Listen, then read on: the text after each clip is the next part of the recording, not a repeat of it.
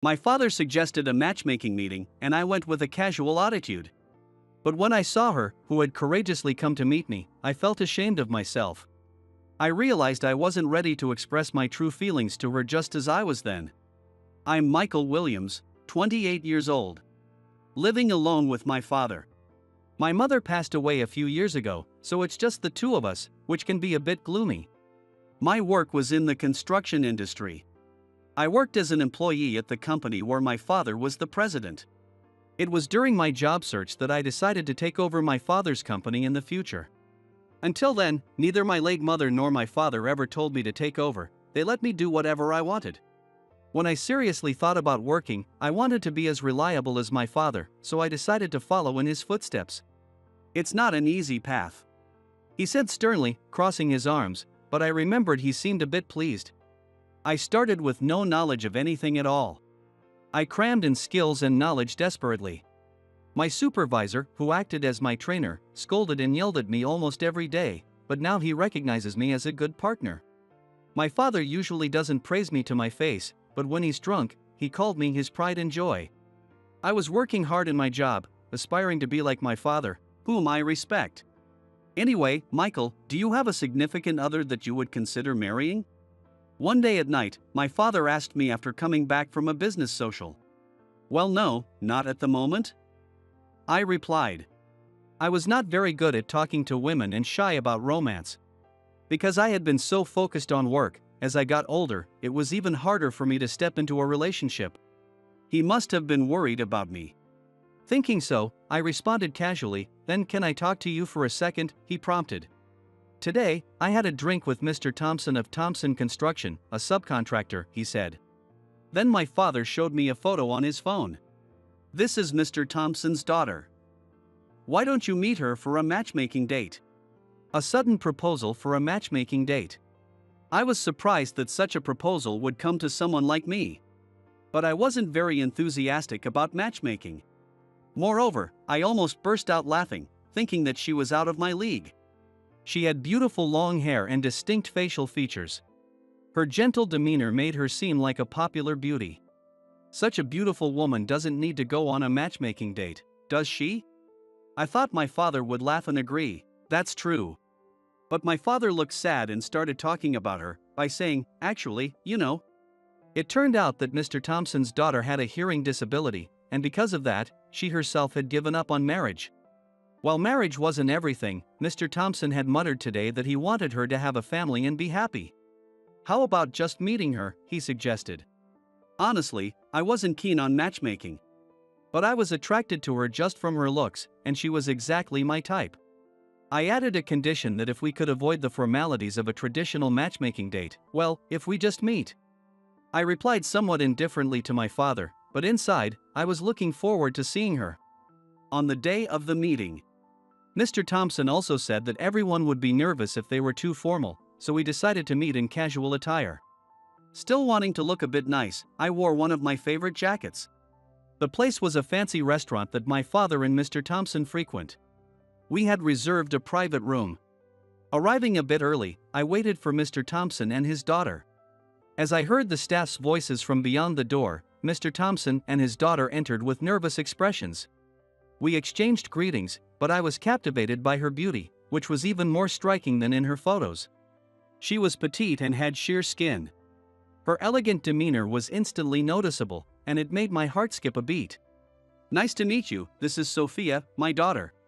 Mr. Thompson introduced her, and as she looked at his expression, she turned towards me and said in a soft, slightly hoarse voice, Nice to meet you. I'm Sophia. I introduced myself to them too and we started with some light small talk. That was the only time I heard Sophia's voice during the meeting. She smiled gently while occasionally looking down and then up again. I, too, was mostly nodding along to the conversation between our fathers. Whenever our eyes met, I would return her smile, but I started to worry if she was getting bored. She looked around at everyone's faces and then down, maintaining a smile so as not to disturb the mood. I was worried she might be pushing herself too hard and was thinking about how to communicate with her when it happened. Michael, I assume you've heard about Sophia's hearing impairment, right?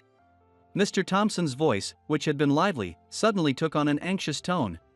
I am aware, but Not in detail. As I said this, Sophia's expression clouded over, and she looked down. It seemed she realized the conversation had turned to her, judging by Mr. Thompson's expression and demeanor. She seemed to be biting her lip. I was concerned about her demeanor, but I listened attentively to Mr. Thompson. Sophia used to hear normally. During middle school, she began not to notice when friends called her, indicating changes in her hearing. By high school, she was using hearing aids, but her hearing continued to deteriorate. Now an adult, she cannot hear at all in both ears.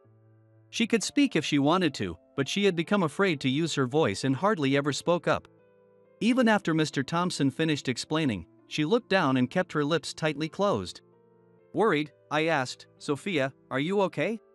She looked up suddenly with a startled expression.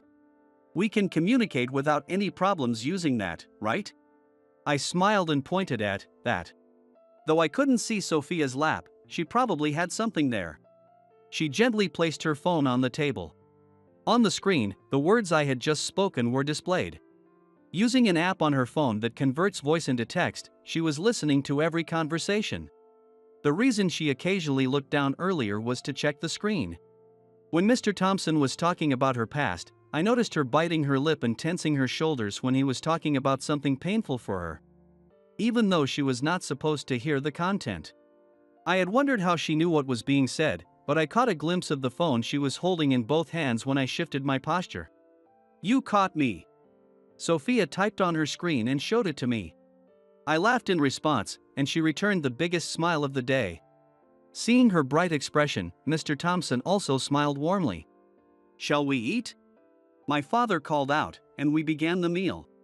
It proceeded like a regular dinner, without any stiff questioning. The fathers ended with, "Let's have dinner again sometime," and Sophia and I exchanged a casual, "See you," with a wave as we concluded the day. Back home, my father immediately asked, "How was it?" When I inquired if he meant whether to pursue the matchmaking, he nodded, "Yes." Of course, there is the issue of hearing impairment, and you might not have been able to have a great conversation with her, but you will get to know each other better from now on, and she seems honest and pretty. He reflected positively on the day. But I was overwhelmed by various thoughts, all pressing down on my hesitant. After pondering for a while, I told my father, "I think I'll pass." My father must have expected me to agree. His smiling face quickly turned to anger. "Don't you feel ashamed of yourself? Are you prejudiced?" "That's disgraceful," he exclaimed. He pressed on, accusing me of appearing uninterested from the start, and not trying to engage with Sophia during the meal, thinking it was because of her hearing impairment. "I didn't think you would care about that. If your mom saw you now, she would be sad," he sighed, disheartened. I wished he wouldn't jump to conclusions. "No, Dad, you've got it all wrong. Didn't you see?" The reason I declined it wasn't what he thought. My late mother used to work at a school for special education. As a child, I often accompanied her to school events. And since my elementary and middle school was close to a special education school, we had many interactions and joint learning opportunities. I grew up understanding the importance of respecting each other. Though we moved away after middle school, I had friends from that time whom I fondly remembered. So I had no prejudices about Sophia's hearing impairment. The reason I declined it wasn't for reasons like that. You saw the look on Sophia's face today. She was trying her best to smile, but it looked like she was having a hard time. I think she must have had a lot of courage to come. I feel ashamed of myself for accepting the matchmaking with such a light heart. I should have thought about it more carefully. "I don't think either of us are ready for marriage," I explained. My father looked disappointed and muttered, "You don't have to decline." But I insisted, "Please let me decline this once. I need more time to think it through," and I looked him straight in the eyes. Then, my father quietly nodded and said, "I understand." The next day, I conveyed my decision to Mr. Thompson. He seemed saddened but accepted my feelings. A few days later, on a Friday, which was a compensatory day off for me, I went to Thompson Construction. I was there to meet Sophia, who worked as an office clerk. I had informed Mr. Thompson beforehand. When I discussed with Mr. Thompson that I wanted to give something to Sophia, He suggested that it would be easier for us to meet at the company rather than meeting privately. She didn't know I was coming today. I thought it might make her uncomfortable if I told her in advance, so I decided to surprise her. Mr. Thompson greeted me, saying, "Hi Michael, glad you to come." Then he said, "I'll go get Sophia, so wait here." And then he tapped me on the shoulder, just a little bit harder. It was like he was giving me a shout out. Sophia appeared from the back of the office, surprised. To her surprise, "Thank you for the other day. And this is for you." I told her briefly, so she could read it with the movement of my mouth, and handed her the letter I had written. She seemed perplexed by the suddenness, but Mr. Thompson facilitated a moment for us to talk. We went to a small park near the office and sat on a bench. "Please read this now." I gestured towards the letter. Sophia carefully raised the letter and ticket I had enclosed with it to her face, making a gesture as if to say, "I'll read it." She gently opened the envelope, her eyes widening at the ticket inside. Looking at me with blinking eyes, she held the letter in her left hand and the ticket in her right. Raising her left hand to her face, she signaled, "I'll read the letter first," and quietly read through it. In the letter, I apologized for declining the matchmaking, worried that I might have forced her into a situation she wasn't comfortable with. I expressed my happiness at having shared a meal and included the ticket as a token of my appreciation. After reading, she folded the letter, mouthing "thank you." Then she took out her phone, typed something, and showed it to me. "Thank you for the letter. First, I want to say thank you. Having a hearing impairment, I'm not good at interacting with people. I was anxious about what I would be asked the other day. But you didn't ask about my hearing at all, which was a first for me. You spoke in a way that I could respond with nods or shakes of my head, which made me feel relieved. Thank you." Sophia typed this and showed it to me, and after I read it, she mouthed, "Thank you again," smiling brightly this time as she held up the ticket. Then started typing again. I was curious about this art exhibition, but I was too anxious to visit it alone. "By the way, how did you find the standby screen on my phone? I was pleasantly surprised to know that you also like the paintings," she wrote. During the meal, when she had placed her phone on the table, I had noticed her standby screen was a picture of architectural art that I also admired. There was an art exhibition at museum in the next town, and I had given her a pair of tickets as a gift. But in the letter, I wrote, "I love this picture, too. I feel relaxed in a place where I can look at pictures and paintings. But well, I'm not sure if I should go there alone." I guess I was a bit of a schemer when I wrote that part. Sophia pointed to that part of the letter, chuckling and shaking her shoulders with laughter. Then she typed something into her phone hesitantly and showed me the screen. "Is this an invitation for a museum date?" Reading those words, I felt my face heat up. But it was okay since she laughed while shaking her shoulders. It seemed like Sophia's tension had eased a bit, and I felt relieved.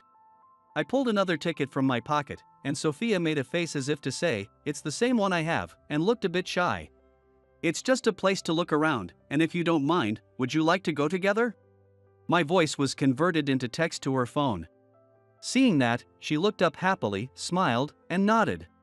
The following Sunday, Sophia and I went to the art exhibition. We quietly looked at paintings and photos, signaling each other with our eyes when we found something wonderful or liked something. Just smiling with our mouths or nodding.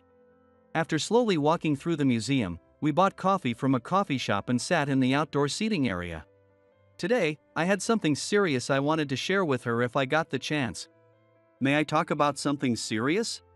Seeing my earnest expression, Sophia also looked serious, alternating glances between my face and her phone screen. I took a deep breath and began to speak slowly. I declined the matchmaking, but in reality, I was seriously thinking about the future. "Sophia, you have a charm that draws people in. I especially like your smile. I want to see more of it. I was happy when we discovered a shared interest, and I enjoyed being with you today. I want to talk more with you. But I'm worried it might lead you to distress if we get closer. In school, I became friends with a kid with special needs. But he left saying we were different. He didn't want to be a burden. I just wanted to talk more and be closer to him. I'm not comparing that boy to you, Sophia, but I don't want to hurt you by my desire to get closer. Still, I want to talk more with you, Sophia. After saying this, our eyes met. My hands were a little shaky, but I raised them to my chest level, mustered my courage, and tried to convey my feelings. Sign language, just a little. But would you mind? I showed her some sign language. Actually, I was afraid to show this sign language. The friend with special needs once said I was mocking them because I was able-bodied. I had learned a little sign language in middle school as a way of communication. But that had hurt someone before. Though now we have convenient phone apps that convert voice to text or allow for quick typing, sign language still allows for face-to-face communication and easier expression of feelings. I realized its value when I saw Mr. Thompson and Sophia using sign language effortlessly during their conversation at the end of that meal. I was unsure what she would think, but I felt sign language was the best way to convey my feelings. I haven't done it in years, so I've forgotten a lot, but I want to learn sign language again because I want to talk more with you. My thoughts appeared on the phone screen. Sophia stared intently at it. After a while, she looked up. Her eyes brimming with tears, but she showed a smiling face. "Thank you," she replied in sign language. Indeed, Sophia's smile was the best. Seeing her happy and enjoyable expressions made me want to strive to communicate better with her. From that day, Sophia and I started exchanging emails, going out for meals, and gradually getting closer. We shared our fears and experiences from the past. Sophia explained how her worsening hearing had led to misunderstandings or others thinking she was ignoring them. She said that people were leaving her because of her hearing impairment, which was sometimes a hassle for those who could hear properly. Even though she knew the cause was her inability to hear, it was hard for her to receive and convey words. And she became more and more afraid to interact with others. The matchmaking had been under reluctant agreement to Mr. Thompson's insistence, thinking if she just had to sit there, it would be okay. But then we got to talking about hearing impairments and the fear got the better of her. She thought she would be interrogated in detail, looked at with pity, or faced with displeasure. She was afraid that she would see it and get herself hurt again. So she was surprised by my reaction. After hearing about my mother's profession and the school initiatives, she understood. But seeing my natural interaction despite her hearing loss made her feel more positive. Additionally, both of us felt a calming warmth like a gentle breeze when we were together, whether it was our second meeting or after several dates. We both found ourselves laughing naturally. On a sunny, breezy Sunday, I remembered our first date, thinking, the weather was just like this back then. "Hey, Mommy. Why did you and Daddy get married?" Behind me, my 5-year-old daughter, playing with her mom, suddenly asked a question she must have learned from somewhere. "What?" I turned around, and my wife was showing her the phone screen. "Your daddy fell in love with your mommy when they first met," she read it aloud. My daughter, who could read simple sentences, grinned as she looked at both my wife and me. "Wait. Your mommy fell in love with your daddy, right?" I said. My daughter started laughing first. Then, after checking the words on the phone screen, my wife also laughed, holding her stomach. Furthermore, my daughter and wife peeked at the phone screen and looked at each other and laughed. "Mommy says Daddy is her Prince Charming. She says you made her a princess. Daddy, you're so cool." When my daughter and wife caught my eye, I felt bashful. Seeing them both laughing, I embraced them tightly. I could feel the warmth of my wife and daughter on my cheeks. My daughter laughed heartily, and my wife looked at us with a gentle gaze. They were irreplaceable to me. It was a moment that made me want to continue being a cool dad so that I could protect them in the future. Speaking of which, those are some stylish sunglasses. I just love women who look great in sunglasses, such cool beauties. Is that so? Why don't we get out of this stuffy place and go on a date? Ouch. Let go of me, please. Come on, you'd rather have an assertive man, right? Lucas grips tighter. Stop it. Get away from her. Before I knew it, I was already moving. Hello? What's up, Mom, calling all of a sudden? It's been almost a month since you started living on your own, right? Just checking to see if you're managing okay. You're too protective. I'm handling things just fine. Any problems with your coworkers? No worries. I mean, sorry. What's wrong? I almost lied just now. Actually, things are a bit tough. Is work getting to you? It's not the work itself, it's the people. Is someone messing with you about your looks? Well, that's been a thing since I was a kid, so I'm used to it. You shouldn't have to get used to it. You're not doing anything wrong. Thanks for your concern, but I'm okay. Really? Remember, you can tell me anything anytime. You're too protective. I'm really fine. I have to go. I've got something to take care of. Okay, take care and stay strong. After hanging up, I let out a big sigh. I put on a brave face again. To be honest, I don't want to go to work. I stare blankly at my reflection in the mirror, trying to force a smile. It only distorts my face. I've never been good at forming expressions, not just smiling. I suffer from what's known as facial paralysis. It's been an issue since I was little, and it has caused me a lot of pain. I was laughed at and avoided by classmates for being creepy. Mom always tried to protect me, but it pained her too. That's why I pretended to be okay during our call earlier. I'm sorry for being born this way. I muttered to the mirror and felt overwhelmingly sad. As I got older, people commented less on my face. But at my current job, there's one person who keeps mocking me relentlessly. Brandon, you haven't closed any deals this month, have you? Lucas. I apologize. Even your apology looks creepy. That's why you can't close deals or get girls. Apparently in Lucas's dictionary, the word consideration does not exist. Whether I attract women or not is irrelevant. Hey, don't get all defensive just because I hit a nerve. Lucas, as detestable as his personality may be, was blessed with good looks. He must have been very popular from his school days. He graduated from a prestigious university, well known to everyone. But you know, I think even someone like you has value, so don't worry. What do you mean by that? Being at the bottom of the barrel, unable to work properly because of your twisted face, it makes others feel a bit better about themselves. Doesn't it? I don't find that comforting at all. Come on, I'm complimenting you. It's not just your face that's twisted, but your personality too. Every day, he would say things like this in front of other employees. It had been years since I was openly berated like this. Have you ever been in a relationship before? What? Just answer me. You haven't, right? There's no way you could have. Lucas asks with a smirk. Knowing full well already. No, I haven't. Bingo. I knew it. That quiz was too easy. Excuse me, I need to get back to work. On the gloomy way home, I kept thinking about Lucas's words. Romance, huh? I've never had a girlfriend. I feel it's presumptuous of someone like me to even have feelings for someone else. But there was once a girl I had feelings for. Her name was Amber, a classmate from high school. Hey Brandon, can I eat lunch with you? Oh, yeah.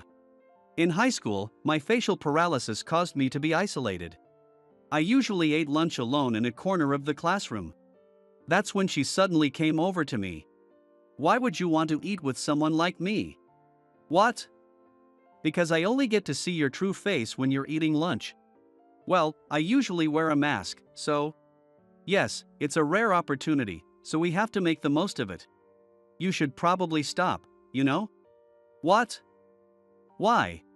I can't make facial expressions properly because of my paralysis. I know that. So what? Everyone else finds it creepy, and you might get avoided too. What? Why should I care about people who would avoid me for that? Amber looked genuinely puzzled, as if what she said was the most natural thing in the world. I'd never met anyone like her before. I decide who I want to talk to, so it's fine. She said that and showed me a bright smile. It was hard to push away someone who reached out to me like that. At first, I was reluctant, but gradually, I opened up to her. Hey Brandon. Let's go home together. Okay. Before I knew it, I had fallen into Amber's rhythm and was surprised at how close we had become. Initially, I suspected she had an ulterior motive, but her purity made such thoughts feel shameful. My mom and I had a fight last night. Do you ever fight with your parents? Not really. I think we get along pretty well. You're so lucky. I don't want to fight, but why are parents so stubborn? I guess it depends on the person. Hey, that's not fair. Amber said, laughing as she playfully hit me on the back. I couldn't pinpoint the moment it happened. By the time I realized it, I had fallen in love with Amber. But it would be a bother if someone like me confessed, wouldn't it? Lying on my bed, I stared at the ceiling and muttered to myself. Even if it went well and we started dating, others would probably point fingers at us. I couldn't help but think about things that probably shouldn't matter. I should be satisfied just being friends with her. I've decided not to confess my feelings. Convinced that remaining friends was the best for both me and Amber, I settled on that. Our friendship was good, and we often hung out after school. One day, on our way home, Amber suddenly looked serious. Hey, Brandon. What's wrong? There's a secret I've kept from you for a long time. Everyone has secrets, don't they? That's true, but I wanted to tell you. I'll listen if you want to tell me. What is it? Well, actually. Amber paused there, falling silent. Feeling it wasn't right to rush her, I patiently waited. I'm sick. Sick? With what? Little by little, I'm losing my sight. What? It's really scary. Is that true? Even as I asked, Amber didn't respond to the question. Instead, she continued. Today, I see less than yesterday. Is that some kind of metaphor? No, my vision is progressively getting worse.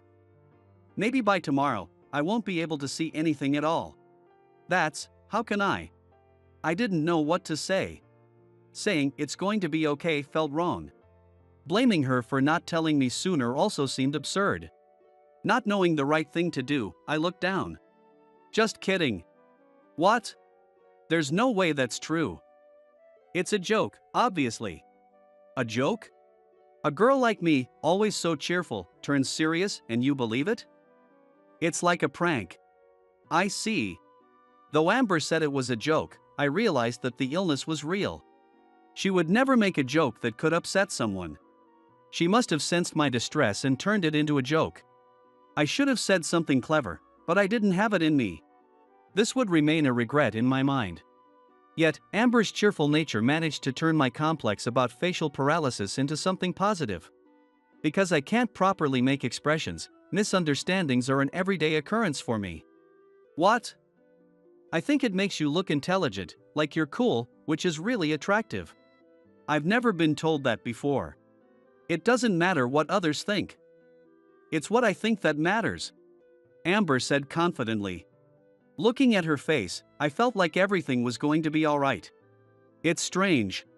What is? I think if anyone else had said that to me, it wouldn't have resonated at all. Really? Why?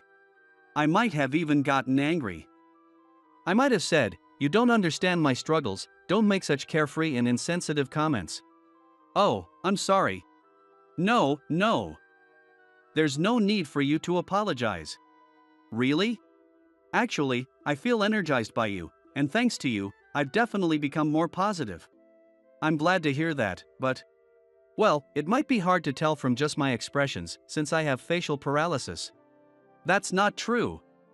I understand you much better than any other classmate, at least I think I do. Thank you. I wish I could make it more obvious. It's not certain that this condition will continue forever. Then, there's something to look forward to the day you can laugh without holding back. Amber smiled brightly. I want to smile like that too. That's a beautiful way to look at it, seeing it as something to look forward to. By the way, that anticipation isn't just for you. What do you mean? Seeing you smile wholeheartedly is something I'm looking forward to as well. I was taken aback. Would anyone who thinks of me this way ever appear in my life again? It might sound exaggerated, but I seriously thought so. This encouragement from Amber has always supported me. I'm really glad to have met someone who speaks to me like that. Don't be silly. Don't say such exaggerated things. It's not an exaggeration. When I talk to you, I truly feel like everything will be okay. Do I have some kind of magical power? Obviously. In contrast to Amber's playful attitude, I answered seriously. Even though I may not have the courage to confess, I want to continue sharing laughs and joy like this. Holding this modest wish close to my heart, I continued my school life. However, these days came to an abrupt end. Brandon, I have something important to tell you. During a break one day, Amber spoke to me with a serious look. What's up? I'm going to announce it to everyone in class tomorrow, but I thought I should tell you first. What is it? I'm moving. So, I'll be transferring to another school. What? Why all of a sudden? It's because of my dad's job. He's been really busy lately. That's tough. I knew the best thing to do was to send her off with a smile. I understood that in my head, but still. Don't look so sad. It makes me feel like I'm doing something wrong. No, sorry. I don't blame you at all. I know. You're kind. Not really. Yes, you are. I've received a lot of energy and courage from you. From me? Really? Honestly, I couldn't believe it. I thought I was the only one receiving anything. Me, giving courage to Amber? Me, who is usually avoided and seen as creepy by others. Huh? Brandon? What's wrong? What do you mean? You're crying. What? Oh. That's strange. Why is that happening? It must be because you're sad about us parting ways. That makes me happy. Of course, that was part of it. But these tears weren't just about that. I was happy to know that I had been able to give something to Amber. All these mixed feelings came out as tears. Amber, take care. I'll also keep trying to stay strong. Thank you. I won't forget you, Brandon. Amber said this and gripped my hand firmly. Her eyes seemed to shimmer with tears. Thus, my first love ended without ever being fulfilled. On my way home from work, I reminisced about those days. The promise I made with Amber to stay strong. Am I really keeping it? Honestly, I'm not sure. If I keep moping around, she'd probably laugh at me. I loved Amber's smile, but the smile I wanted to see wasn't one made to cheer me up. I wanted to be in a relationship where we could truly laugh together from the bottom of our hearts. All right. I'll try harder from tomorrow. I lifted my head, encouraging myself. Even in my memories, Amber always managed to make me more positive. I wonder how she's doing now. I haven't seen Amber since then. I hope to meet her again someday and finally express my feelings. A few weeks later, I went on a sales visit with my boss, Lucas. The president of the client company, Mr. Johnson, likes me a lot and always treated me kindly. By the way, Brandon. This isn't related to work, but may I ask you something? What is it? You know I have a daughter about your age, don't you? Of course. I've seen her picture, she's very beautiful. How about it? Would you consider marrying her? What? I was taken aback by the unexpected suggestion. She's precious to me, but I think I could entrust her to someone like you. Well, I'm not sure. It's not a bad idea, I think. When the arranged marriage was mentioned, Amber's face popped into my mind. She's been in my heart unchanged since high school. I don't really expect a miraculous reunion that leads to marriage. But I can't imagine being with someone else while Amber is still in my heart. I appreciate the sentiment, but... Brandon! Wait a minute. I'm not letting you decline. What? There's no one better than you. I often tell my daughter about you. How you're a quiet, serious young man who's competent at his job. No, that's not true at all. Please. Just meet her once, that's all I'm asking. Are you sure I'm the right choice? It has to be you. Don't underestimate yourself like that. Being put on the spot like this, and considering he's a client, it was hard to say no. All right. I will meet her once. Oh. Really? Thank you. I'm sure my daughter will be thrilled. I hope so. Be more confident. Right, Lucas? Lucas, who had been listening to our exchange, clearly looked displeased. Well, I'm not sure what to think. Why the long face? Aren't you happy for your subordinate? Despite Mr. Johnson's energetic reassurance, Lucas's expression remained unaltered. So, Brandon, I'll contact you again with the details. I'm counting on you. Understood. Thank you for arranging this. Ha! I might be the most excited of all. I'm really looking forward to this. The difference in enthusiasm between Mr. Johnson and me could not be more stark. It was nice to be valued not just as a worker, but as a person. But still, is it really okay to go to this arranged meeting with such half-hearted feelings? What would Amber do in this situation? On my way home, I muttered to myself, alone. Not that she would answer. Actually, it would be scary if she did. I joked to myself as I trudged along. But maybe, this was a sign to stop dwelling on Amber. I considered that possibility. Mr. Johnson was quick to act and he called me the next day.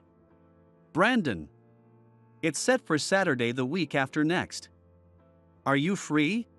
This is about the matchmaking meeting, not work, right? Of course. I arranged everything right after you guys left. Thank you. Saturday the week after next works for me. Good, good. Even if it doesn't work out, I'll keep setting it up until it does. I didn't know what Mr. Johnson's daughter would think of me. Yet, I wanted to respond to his enthusiasm. Mr. Johnson would give me the time and place later. I wrote down these details in a notepad nearby. I never imagined myself in an arranged marriage. While I'm not averse to marriage, it always felt like something distant. This date doesn't necessarily mean I'll get married. The night before, I couldn't sleep, thinking about various things. No matter what I thought about, Amber's face would appear. I wish I could see her. What am I saying on the night before the matchmaking meeting? I was almost disgusted with myself. And then the morning of the meeting arrived. As I headed to the restaurant Mr. Johnson had told me about, Lucas called. Hey Brandon. About today's meeting, there's been a change in the venue. Really? Mr. Johnson called me and told me to go to the place I'm about to mention, Lucas said. Wait a moment. Why did Mr. Johnson contact you instead of me? There are various reasons. Mr. Johnson is also busy, so it can't be helped, he replied. I'm not sure if that's the issue here. He apologized for the sudden change. I'll send you the details of the store, Lucas continued. All right. Thank you very much, I said. Despite my confusion, I headed to the store that Lucas had mentioned. However, there was no sign of my supposed date, and there wasn't even a reservation made. Could it be that he lied to set me up? Given Lucas's usual hostility towards me, it's not an implausible scenario. He probably doesn't like the fact that Mr. Johnson favors me. I need to hurry. I rushed back to the original meeting place. Ultimately, I arrived significantly later than the scheduled time. There I found Mr. Johnson's daughter and Lucas together. Mr. Johnson's daughter was wearing sunglasses, making it hard to read her expression. However, it was obvious she was beautiful. Wow, I didn't expect Mr. Johnson's daughter to be this gorgeous, he remarked. And where is Brandon? I am Brandon. More importantly, what do you think of me? I don't look bad, right? I'd even say I'm quite handsome, he said. Lucas was completely wooing my date. So this was why he had lied. By the way, those are stylish sunglasses. I have a thing for cool beauties who look good in sunglasses. Is that so? Why don't we leave this stiff place and go out on a date? Lucas suggested, grabbing Mr. Johnson's daughter's arm. Ouch. Please let go, she protested. Come on, you like assertive men, don't you? Stop it. Get away from her. Without thinking, I acted to protect her. I freed her from Lucas's grip and protected her. What are you doing here? Why did you come? I'm here for a date. But more importantly, you set me up, didn't you? What? What are you talking about? I'm Brandon, he claimed. Are you still going on about that? You were interrupting us just as things were getting good. Who are you? He still insisted on being Brandon. How far will he go with his deceit? I am Brandon. You are Lucas. What are you talking about? I'm Brandon. Stop making things up, he replied. Perhaps he thought he could fool her since it was their first meeting. Just then, a waiter from the back of the restaurant came forward. He then told Mr. Johnson's daughter, "The person who just protected you is Brandon." "What? Who are you?" "It's none of your business." Lucas protested. "Outsider?" "I'm an acquaintance of Brandon, so I just told you what I know," the waiter explained. "What? Brandon is a regular here," he added. "Although Mr. Johnson, our client, made the reservation, I frequented this place often." The waiter, sensing the situation, offered his help. Mr. Johnson's daughter turned to Lucas and spoke. "Did you try to deceive me?" "No, I mean, it's just that." Lucas turned pale. "This man is Lucas." "He's my boss at the company," I explained. "So, he's connected to my father." "I'll report everything," she declared. "What? Wait a minute." He probably thought it as a prank. Lucas suddenly started to panic. "If this gets out, it's definitely going to be bad. You brought this upon yourself." "Honestly, I'm surprised you thought you could get away with such a poorly thought out plan," I said. "I have a request for the two of you. Please don't report this to Mr. Johnson." "No," I refused. "I decline as well," she added. "No way." "I'm sorry. It was my fault." "I apologize," Lucas pleaded. "Please keep your voice down inside the restaurant as it disturbs other customers," the waiter interjected. "Shut up. That's the least of my worries right now. I will not forgive you, so please leave immediately," she insisted. "Lucas, right? You weren't really supposed to be here, were you?" "No, I mean, yes." "I'm sorry." Lucas left the restaurant with his head down. Finally, the troublemaker was gone. "So, you're Brandon, right?" "What?" "I recognized your voice immediately." "Don't you remember me, Brandon?" "Could it be Amber?" She looked so different, I hadn't recognized her. I had assumed it was just a coincidence that she had the same last name as our client, Mr. Johnson. What are the odds? It's like a dream to meet you like this after so long. "It's been a while," she said. "Amber, those sunglasses, can you no longer see?" "Yes." "I can't see at all," she replied. "I see."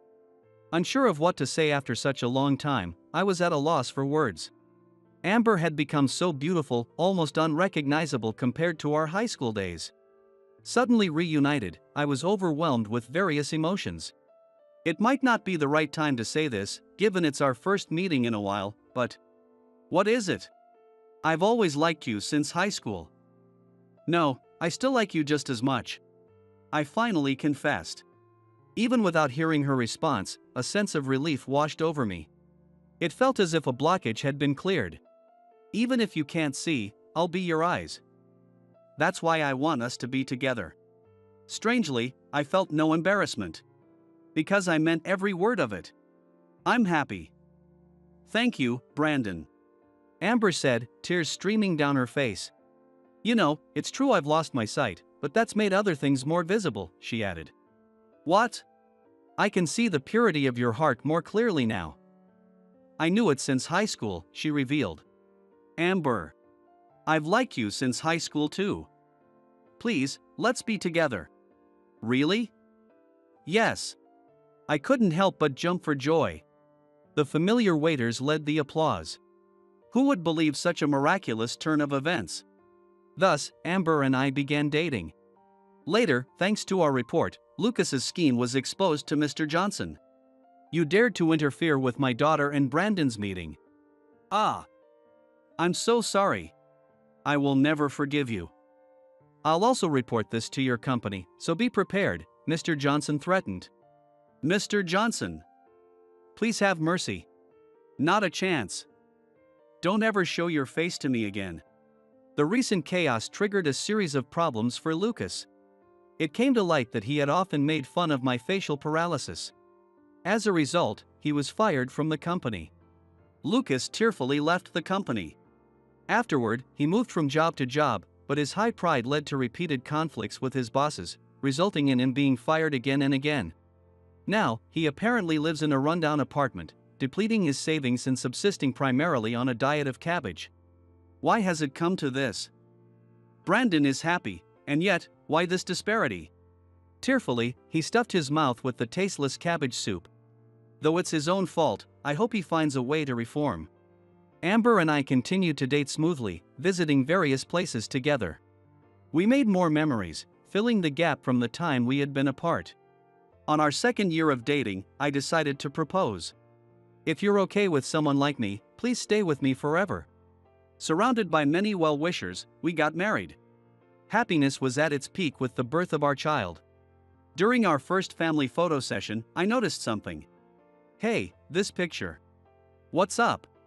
I'm smiling so widely. I've never seen myself smile like this before. That's wonderful. I wish you could see it.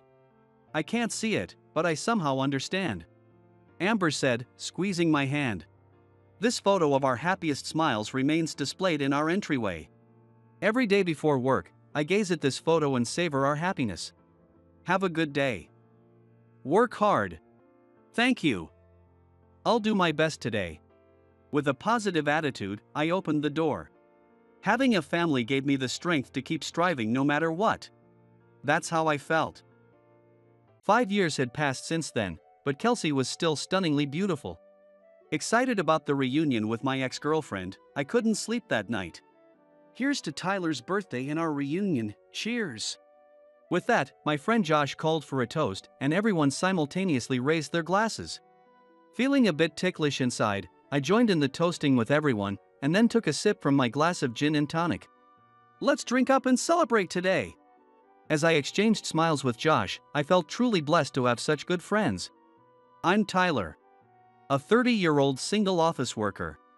Today, in celebration of my birthday, for close college friends and I planned a 3-day stay at a fancy hotel in downtown New York. One of them had won a free stay at a luxury hotel in a magazine sweepstakes. All of us were from New York, but since some friends worked elsewhere, we gathered to splurge on luxury at the hotel and visit the latest hotspots in New York. It had been a while since we last met, but we were having a great time. As the drinks flowed, the conversation naturally turned to personal topics, and I was asked by Josh, "So, Tyler, have you found a girlfriend yet?" At the mention of girlfriend, I sobered up a bit and replied with a smile, "Unfortunately, not yet." Then, led by Josh, everyone encouraged me saying, "Tyler, you're a handsome guy, you could find someone easily if you put your mind to it." Their words were much appreciated, but deep down, I wasn't ready to start a new relationship. In fact, there was a woman I hadn't been able to forget, even 5 years after we broke up. Working for a major advertising company, I had been in the PR department at the headquarters 5 years ago when I was 25. That's when I met Kelsey, who was working at a major design company, during a business deal. At that time, I was 25 years old, and Kelsey, who was 2 years younger, was a 23-year-old. I was immediately charmed by her, as she was not only excellent at her job but also exuded elegance. With her fair skin and cherry lips, she was strikingly lovely. There was a reason for her elegant demeanor. Kelsey's father was a wealthy man, and she was raised as a lady from a prestigious family. Upon learning this, I worried if someone like me, from an ordinary family, could ever match up to her. But Kelsey was always friendly and approachable. "Tyler, hard day at work, cheers." "Cheers." Saying that, the two of us clinked our glasses. Just hearing her initiate a toast was enough to recharge me, no matter how tired I was from work. Our time together was always comforting. As our business interactions grew more frequent, we started going out for drinks regularly and began dating. However, her father didn't think too highly of me. Coming from a very ordinary family and having graduated from a regular private university, I was not seen as a suitable match for Kelsey, who had attended a prestigious university. However, every time, Kelsey encouraged me. "Indeed, my father opposes our relationship for now, but he understands how dedicated you are to your work. Ultimately, he'll accept us because my happiness comes first. Let's take it easy." Kelsey smiled at me kindly, so I said, "Thank you," and gave myself a pep talk. Determined to be united with the woman I love, I resolved to work even harder. But things took an unexpected turn, and I was suddenly transferred to a regional branch. The unexpected transfer had shaken me, but my boss at the time encouraged me wholeheartedly. He had been sent to a regional office in his 20s just like me, but his achievements there had earned him a promotion back to headquarters. Hearing this, I spurred myself on, thinking, I won't give up. I'll do my best with the tasks at hand. But now that the transfer was decided, I first needed to tell Kelsey. When I told her, she said, I want to come with you, which made me want to propose to her then and there. If Kelsey was willing to commit her life to me, I wanted to love her with all I had. However, I suddenly received a message from Kelsey's father saying I want to meet just the two of us. Thinking that I needed his blessing if I was to propose, I agreed to meet. When I arrived at the cafe he had chosen, Kelsey's father greeted me with a stern face, making me nervous. Tyler, thank you for coming all this way today.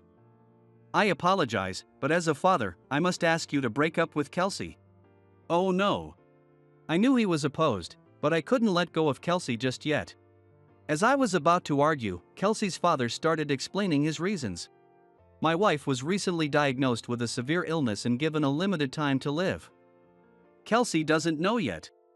But I want her to be by her side in her last moments. Realizing that it would be too much to ask Kelsey to come with me in such circumstances, her father continued.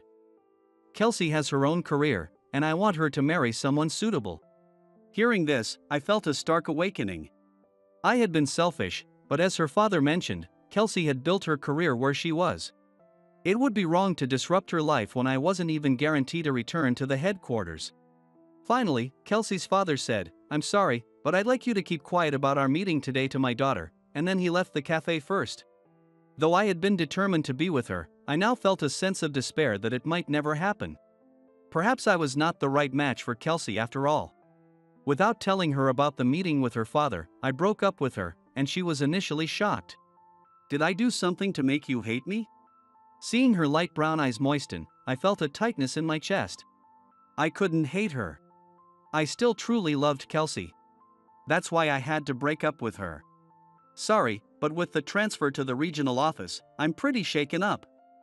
I'm overwhelmed with my own issues. So I don't think I can be there for you.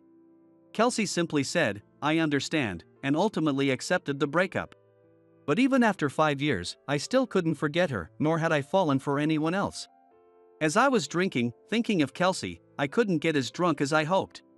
The other members seemed to be having a good time, so we decided to head back to our rooms to prepare for tomorrow. Tyler, are you okay? You didn't seem to drink much. Of course. It was really fun drinking with everyone after so long. I'm just going to stop by the shop, go ahead back to the room. Wanting to cool down, I told Josh and started wandering around the hotel lobby. That's when I saw something shocking. Kelsey was sitting alone on a lounge sofa. Overwhelmed, I walked over to her and asked, Kelsey, is that you? She also seemed surprised and said, What? Tyler? 5 years had passed, but she was as beautiful as ever, and my heart began to race. I never thought I would meet her here. At first, I just stood beside her and said, It's been a while. However, when told to have a seat, I took the offer and decided to sit down. We sat on the sofa together, chatting over coffee for a while. Honestly, after the way we had parted, I thought she must have completely disliked me by now, but Kelsey was as friendly and open as ever. I never thought I'd meet you here, on your birthday of all days. Ah, you remembered. What brings you to this hotel today? Curious about her reasons for staying, I asked her. No, actually. I'm staying here because I have a matchmaking meeting tomorrow noon. The mention of an unexpected matchmaking meeting hit me like a blow to the head. Yes. She's like a princess. She's 28 this year, so it's natural for her to have a matchmaking meeting. While I was trying to act natural so that Kelsey wouldn't notice my shock, she updated me on her recent life. Actually, 2 years after we broke up, my mother passed away. It would have been too much for my father alone. So staying here was probably the right decision. Hearing this, I felt truly relieved. She seemed satisfied that she could be there for her mother's last moments. A caring daughter like her would have brought her mother happiness. While enjoying our conversation, I checked the time and realized that we had been chatting for about an hour, so I decided it was time to leave. To tell you the truth, I was afraid that if I stayed any longer, I wouldn't be able to control myself. I'm sorry for keeping you, especially since you have your meeting tomorrow. No, it's okay. I was nervous about tomorrow and couldn't sleep, so it was nice talking to you. Good night. With that, we said our goodbyes and left the place. When I unlocked my room with the keycard, everyone else was already asleep, but I couldn't sleep due to the excitement. I was the one who broke up with her, and I know that staying here for her mother was the right decision. But why can't I forget about Kelsey? All night long, I thought about her and unsurprisingly, I didn't sleep a wink. Despite feeling tired, I thought I shouldn't show it to my friends, so I acted cheerful at breakfast. Today, we're going to tour New York, so I need to change my mood. However, as noon approached and we were about to leave the hotel, I started to get anxious. Kelsey was supposed to be having her matchmaking meeting at the hotel. I knew there was nothing I could do if I went back, but I couldn't help myself and lied to my friends, saying, "Sorry, I forgot something at the hotel," and hurried back. I didn't understand why I was acting this way, but when I arrived at the lounge where we had spent time yesterday, I couldn't believe my eyes. There was Kelsey's father, arguing with her. And, because I had just shown up, Kelsey's father was shocked. "Tyler, why are you here? You didn't orchestrate this meeting to sabotage her arrangement, did you?" Confused by everything, Kelsey defended me. "Dad, no. Tyler has nothing to do with this. I just hated the idea of the matchmaking meeting and ran away here." It turned out that the matchmaking meeting was a lie. And she had actually run away from home because she couldn't stand the persistent matchmaking meetings her father was pushing on her. Kelsey's father, who had often used this hotel for family events, had suspected she might be here and came looking. This chance encounter made the situation even more complicated. Despite Kelsey's objections, her father wouldn't back down.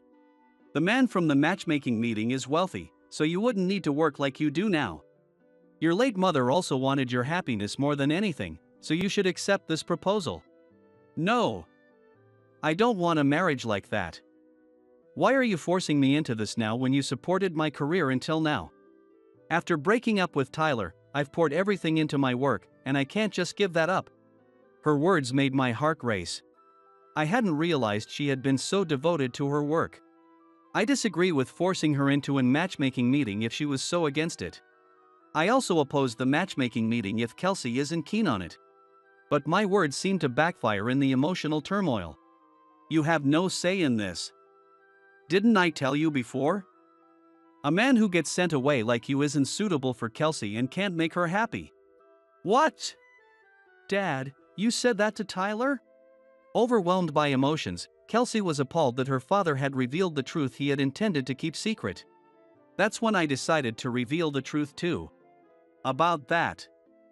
I've actually been promoted back to the headquarters after 5 years. Oh.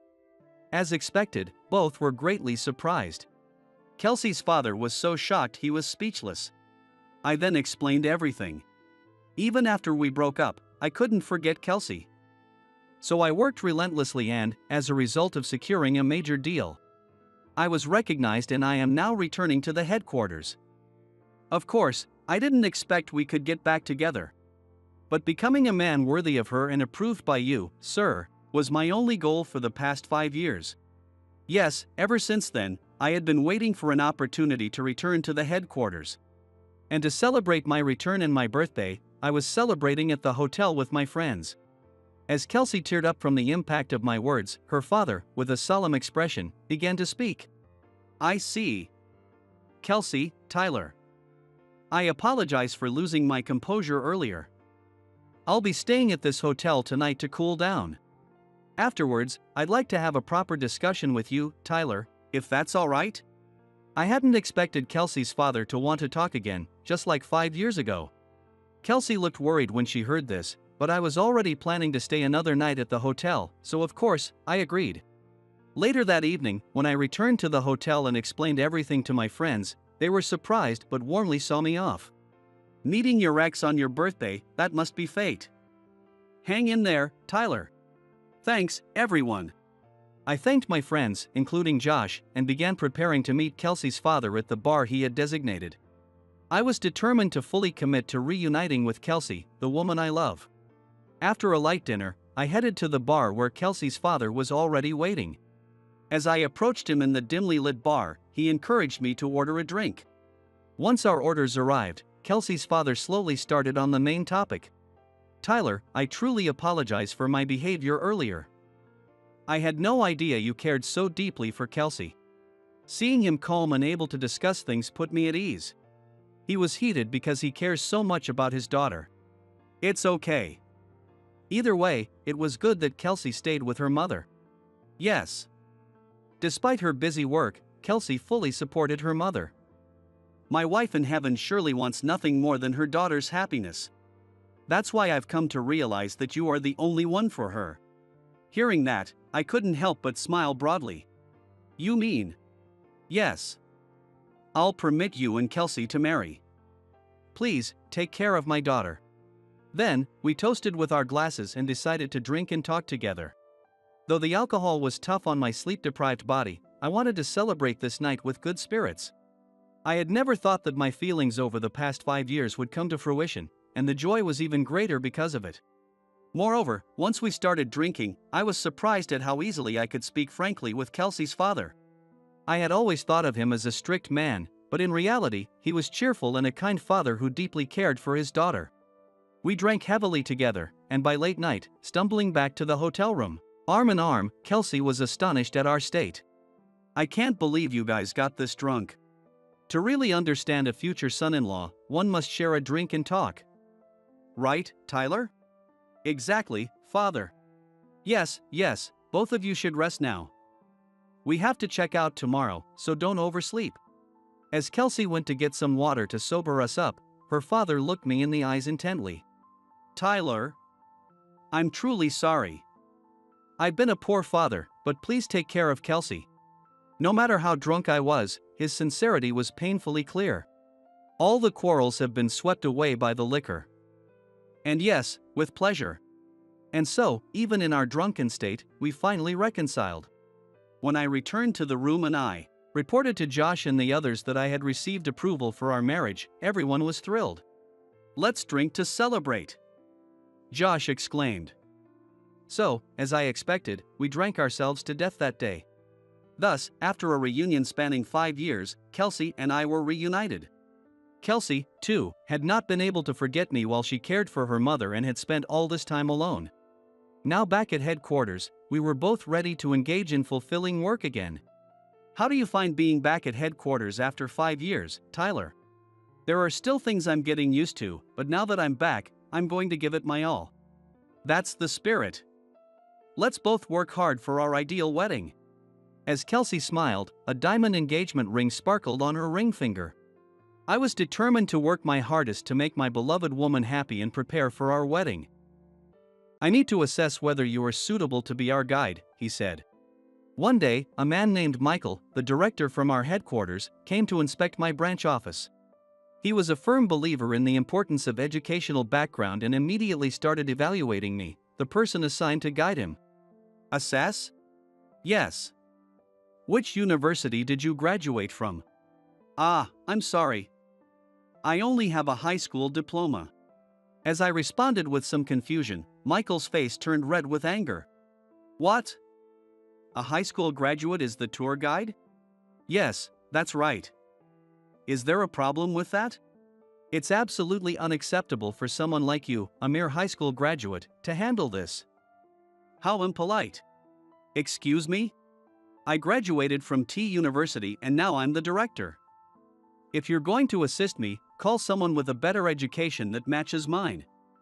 "Well, that's if there is anyone like that in this branch."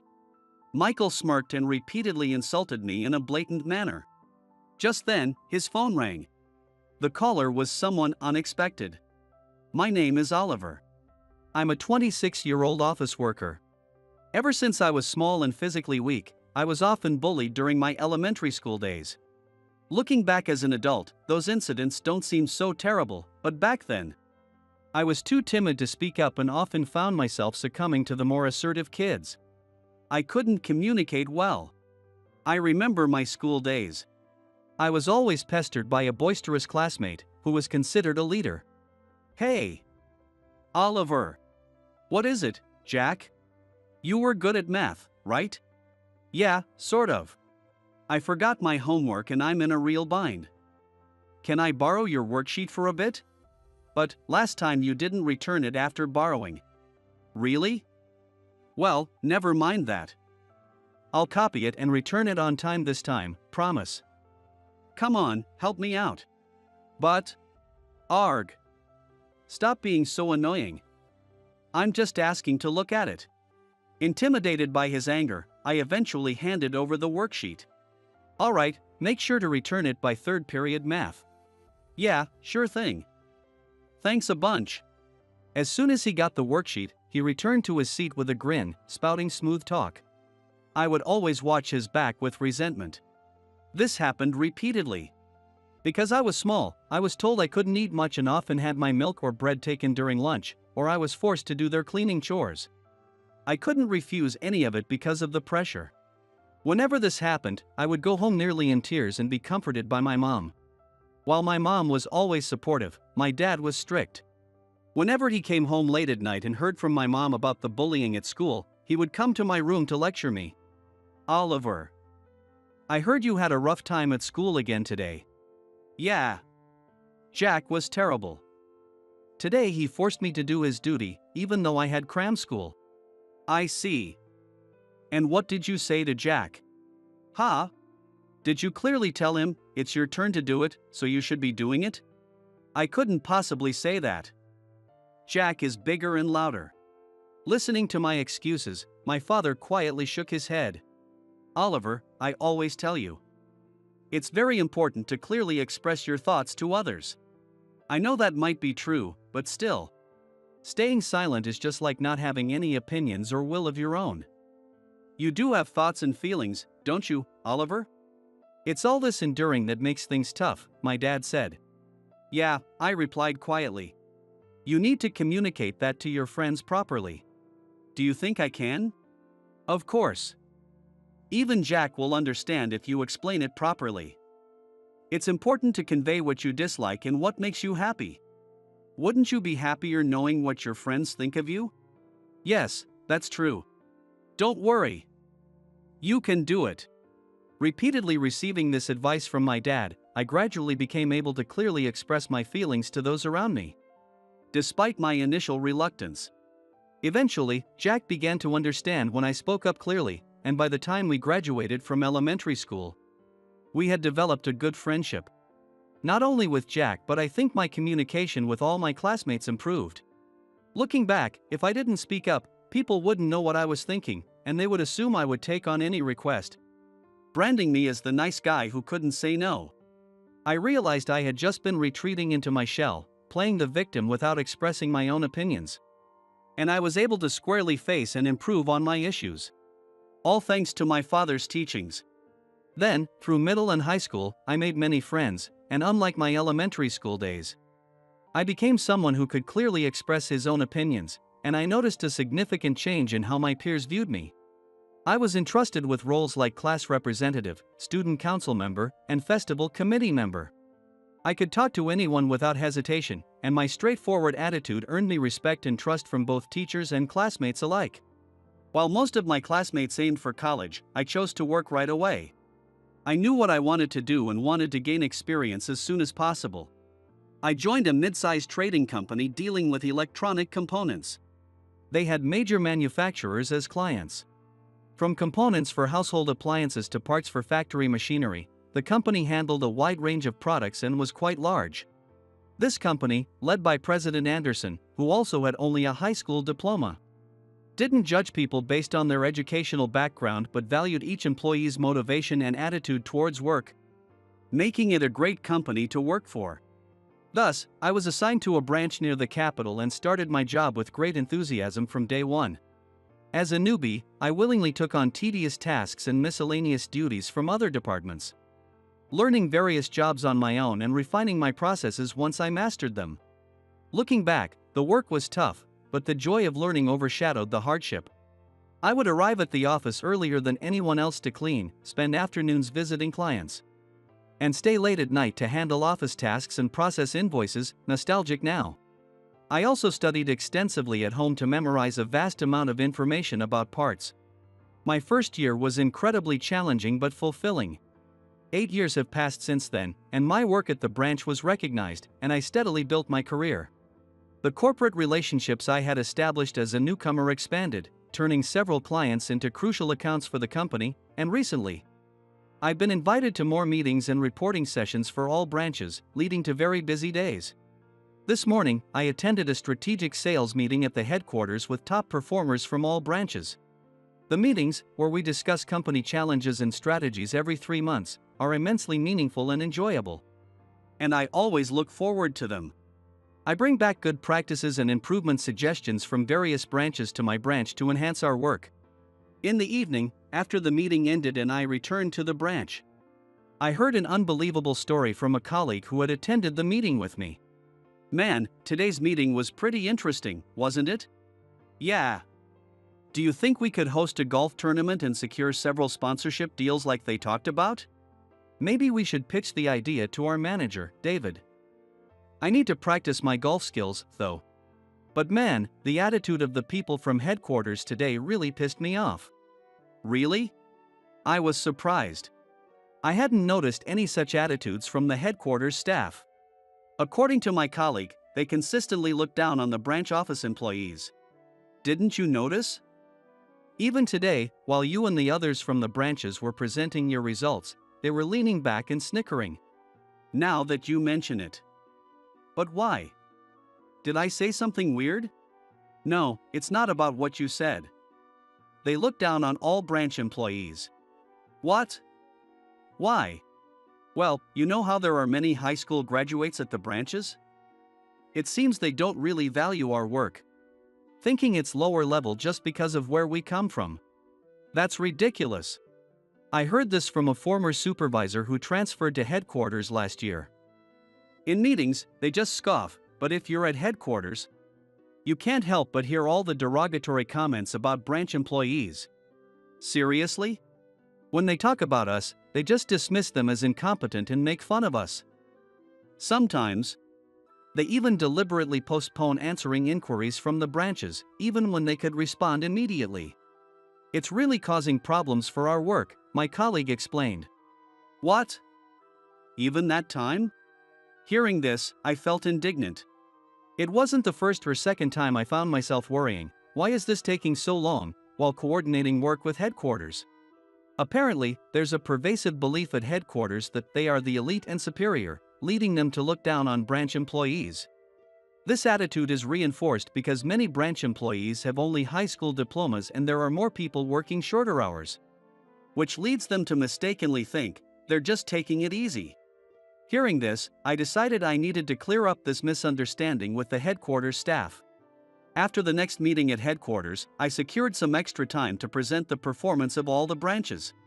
Initially, when I approached Bradley, the sales director at headquarters, he was reluctant, saying, "It's a waste of time."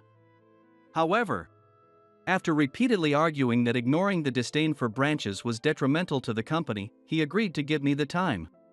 On the day of the meeting, the headquarters staff showed up with clearly unhappy faces. Despite the unpleasant atmosphere in the conference room, I handed out the documents with a smile and took the floor. "Thank you for giving us your time after the meeting today," I began. "We're busy. Make it quick." "Of course. Please look at the materials in front of you," I continued, guiding them through the documents I had prepared for the day. These documents succinctly showed how much the branches were earning and how their diligent customer follow-ups contributed to the company's profits. I also displayed a breakdown of branch staff by educational background and workload, including the roles of part-time employees, with graphs to show that even when calculating cost performance based on sales results, everyone was actively contributing and achieving solid results. I also presented research data proving that educational background and job performance are not correlated. As I concluded the presentation, the headquarters staff listened intently with a solemn demeanor. Feeling confident, I addressed the purpose of today's presentation. Lately, even employees like me at the branches are hearing about how headquarters staff belittle our work. You're aware of this, right, Bradley? Well, I also heard the slander that we, mostly high school graduates, only do easy jobs. Well, that's. As you can see, at the branches, whether high school or college graduates, everyone, including part-time office workers, is united in contributing to the company's profits. I hope this presentation helps all of you at headquarters rethink how you view the branches. I urge you, Bradley and everyone here, not to overlook but to improve the condescending attitude towards the branches. With that, I made my plea. Bradley and the rest of the headquarters staff, having seen the figures documenting the contributions of branch employees, apologized, admitting they were unaware of our achievements. I'm sorry. I knew there was a culture of belittling the branches at headquarters, and I ignored it. In fact, I might have been guilty of underestimating the branch work myself based on misguided assumptions. It's truly shameful. Bradley. But this presentation has been an eye-opener. Far from deserving ridicule, the idea of harassing you in your work is utterly unacceptable. I'm glad you understand. From now on, I promise to change the mindset at headquarters so that there is no discrimination between headquarters and branches. And we will work together more cooperatively. Everyone here got that? Responding to Bradley's query, the headquarters staff nodded affirmatively. Thank you. Thus, my presentation was a great success. I returned to the branch with a spring in my step and shared the outcome with my colleagues and supervisors, who were all delighted. I hope this makes interactions with headquarters smoother. Since Bradley promised, it will surely improve. Yeah. If it makes work easier, we'll have to cooperate with the folks at headquarters and strive for even greater achievements. Though it's strange we had to assert ourselves just to be recognized. Yeah. I'd been bothered by that too. But it seems it will be improved, so let's accept it as a positive change. Several months later, an incident occurred. Under the pretext of understanding the inner workings of the branch, a person named Michael, the director from headquarters, came to visit. In his mid-50s with a robust build, his attitude was astonishingly arrogant. And the employees he spoke with were all universally stunned and bewildered. According to my supervisor, this Michael was the person who had fostered the culture of looking down on branch staff. And now, I was assigned to be his guide. As I began showing him around the departments, Michael, who had been sizing me up, asked about my educational background. So you're guiding, huh? I need to assess whether you are suitable to be our guide, he said. Assess? Yes. Which university did you graduate from? Ah, I'm sorry. I only have a high school diploma. What? A high school graduate is the guide. Yes, that's correct. Is there a problem with that? For someone like you, a mere high school graduate, to handle this is utterly inappropriate. Excuse me? I graduated from T University, and now I'm the director here. If someone is going to assist me, it should be someone with a better education that matches mine. Well, if there's anyone like that here at the branch. Michael smirked and blatantly ridiculed me. From then on, during the inspection period, I was subjected to various forms of harassment. He treated me like a lackey, demanding I buy him cigarettes or fetch the car, along with other unrelated chores. He also escalated his derogatory remarks about me at every opportunity. Of course, the people at the branch were angry at Michael's arrogant behavior, but since he was in a much higher position, they couldn't openly criticize him. Then one day, as soon as I arrived at work, I was called in and subjected to a tirade, but then Michael's phone rang. Yes, this is Michael. He answered the phone with a smile I had never seen before. It was apparently a call from President Anderson. President Anderson. What can I do for you? Yes. Of course, I am currently inspecting the branch. Oliver? Yes, he's right here. You want me to put him on speaker and hand him the phone? Yes, I understand. While talking to President Anderson, Michael smirked at me and, putting his phone on mute briefly, spoke to me. President Anderson wants to talk to you. What could he want with someone like you? Maybe he's going to fire a useless high school grad like you? Well, it would be better for the company if you were gone. Here, take the phone, and make sure you respond properly. Yes. "Hey everyone, come here. Watch this guy get fired directly by President Anderson." Saying this, Michael took the phone off mute, turned on the speaker, and thrust it at me. As a few concerned colleagues gathered around, I took the phone from Michael. "Hello, this is Oliver speaking." "Oliver. I'm sorry to have put you in such an unpleasant position." At the initial exchange, Michael looked puzzled. "It's unfortunate, but I couldn't entrust this role to anyone else. And it's for the company's good." "That's right.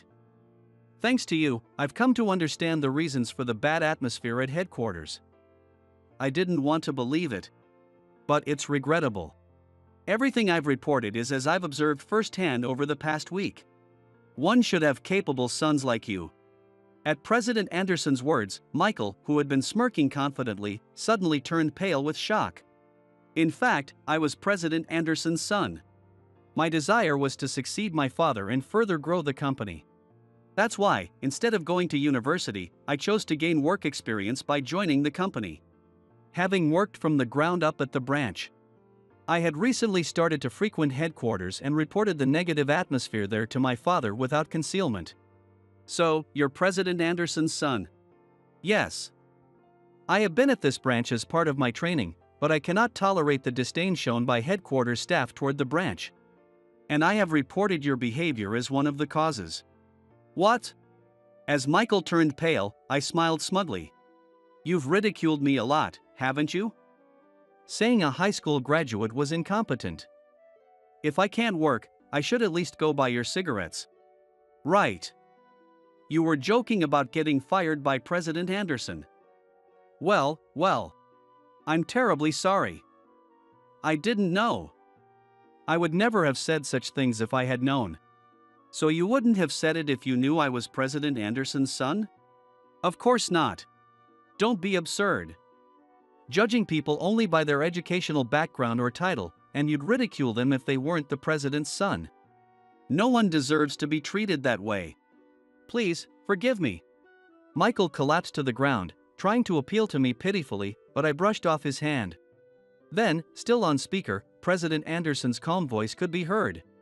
"Michael, we have no need for someone like you in our company. President Anderson. Please. I'll say it again. You're fired." "That's unbelievable." Thus, Michael staggered out of the branch with unsteady steps. I later heard that he headed straight to the headquarters. However, by the time he arrived, his seat at the headquarters had already been removed. While Michael was inspecting my branch, the headquarters was already conducting an inquiry into his behavior due to his negative stance on branch contributions and the friction he caused with various people. It was discovered that Michael had been taking credit for some of the achievements of the branch staff. His previous arrogant behavior and actions that constituted harassment towards subordinates and colleagues had come to light. And to make matters worse, the report I submitted reached President Anderson, which was the final straw. Thus, Michael, who had been poisoning the company's atmosphere, was ousted from the company. After Michael left the company, discussions were held among all employees on how to build a system to prevent similar incidents in the future. Among various opinions, there was almost unanimous agreement that it was essential to create an open work environment where everyone could speak freely. It was decided to establish an internal reporting system where HR would handle any instances of oppressive behavior that could stifle employees, reinforcing that it is crucial for every employee to be able to express their opinions freely. Slogans to this effect were also posted around the workplace. The company is made up of each and every employee. As a result, all employees' contributions began to be properly recognized, interactions between headquarters and branches increased, and we were able to undertake large projects that had been difficult for branches to handle alone. The company's performance is currently on an upward trajectory.